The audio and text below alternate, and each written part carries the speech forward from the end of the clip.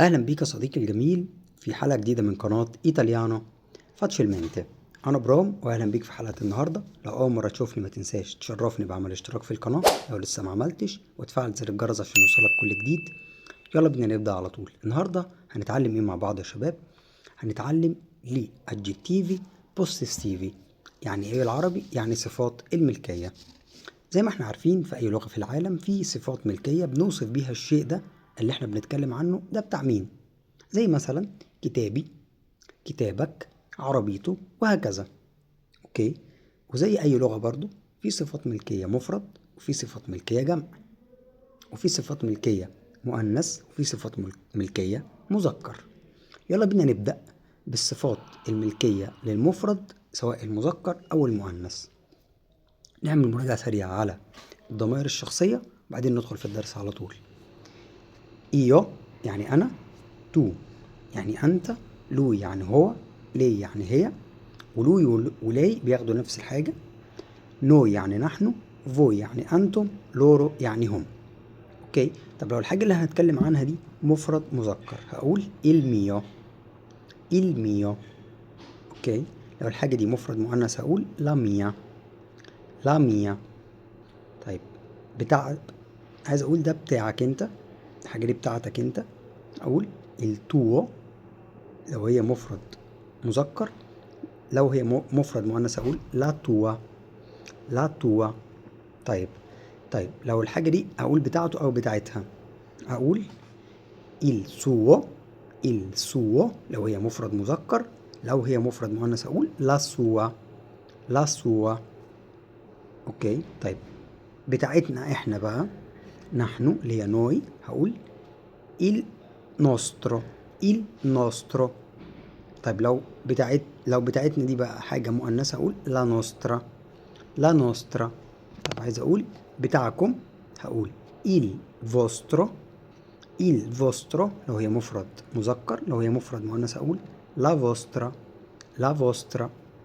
طيب بتاعتهم هم اللي هي لورو هقول il loro أو la loro. نعمل مراجعة سريعة. il mio، la mia، il tuo، la tua، il suo، la sua، il nostro، la nostra، il vostro، la vostra، il loro، la loro.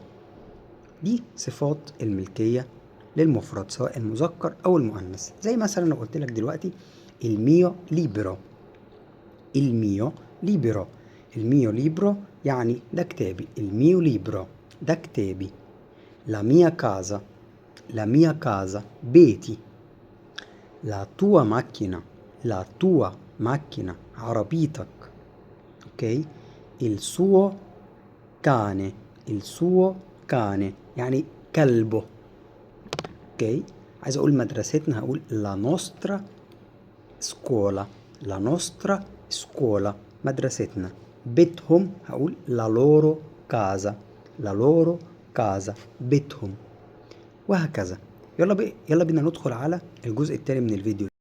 دلوقتي يا صديقي الجميل هنكمل مع بعض الجزء التاني من الفيديو، هنتكلم فيه عن صفات الملكية للجمع سواء الجمع ده مذكر أو مؤنث.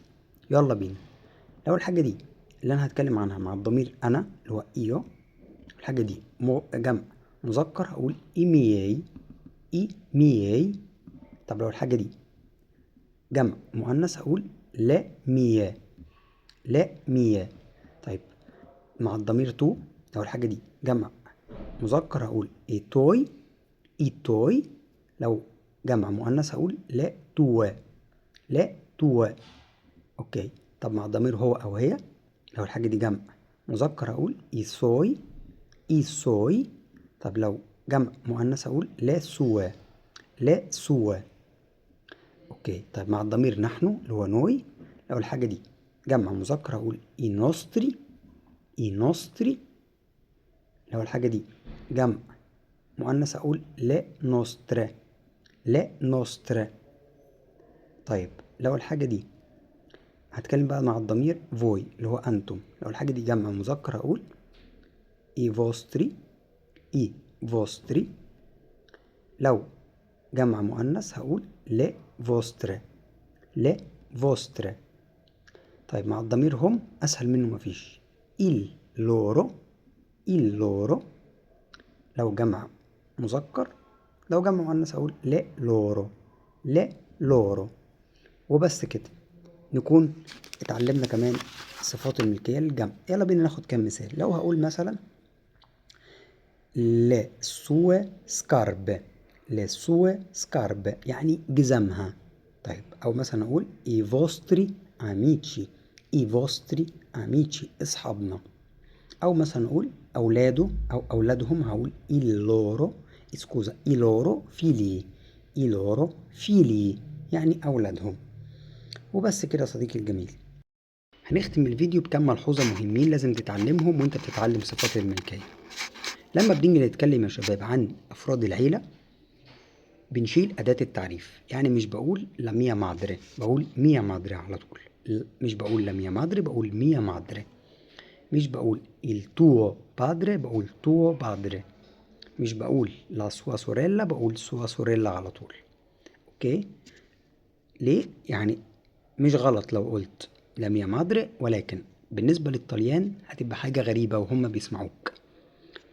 في اللغة الإيطالية أو أنت بتتكلم إيطالي أصح حاجة تقول ميا مادري على طول، بتشيل أداة التعريف. إمتى بقى بنحط أداة التعريف مع الأهل؟ في 3 حاجات، في 3 حالات.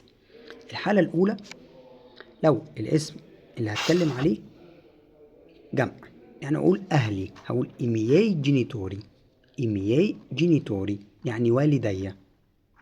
هنا لازم أحط أداة التعريف. أوكي؟ أو مثلا أقول إخواتك le tue sorelle إخواتك البنات. أوكي؟ هنا لازم أحط أداة التعريف لأن هنا بتكلم بصيغة الجمع. تاني حالة معانا لو هحط صفة بعد الاسم، يعني مثلا هقول أمي العزيزة، ما ينفعش أقول ميا كارا مادري، لازم أقول لا ميا كارا مادري عشان أنا وصفت أمي بالعزيزة أو بالغالية. فأنا أقول لا ميا كارا مادري، ما ينفعش أقول ميا كارا مادري. أوكي؟ تالت حالة والأخيرة مع لورو دايما بنحط أداة التعريف. وبس كده صديقي الجميل، هما دول الملحوظات بتوعي عن صفات الملكية.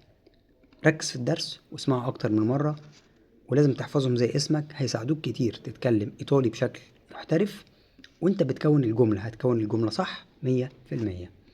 وبس كده صديقي الجميل، لو عجبك الفيديو متنساش تعمل لي اشتراك في القناة وتفعل زر الجرس عشان يوصلك كل جديد. Ci vediamo alla prossima. Ciao a tutti.